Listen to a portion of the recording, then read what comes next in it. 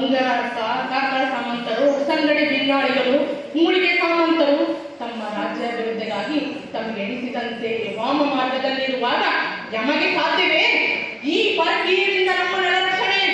ಯಮಗೆ ಬೇಕಾಗಿರುವುದು ಮೂಡಬಿದಿರೆ ಶಾಂತಿ. ಬಿಡುಗಡೆ ಭ್ರಾಂತಿ. ಮಾವಯ್ಯ, ಶಾಂತಿ ಬಿಡು, ಶಾಂತಿ ಬೇಕೆಂದು ಕೇಳುತ್ತಿರುವಿರಲ್ಲ, ನಿಮಗೆ ಏನೆಂದು ಹೇಳಲಿ? ಹಾಗಾಗಿ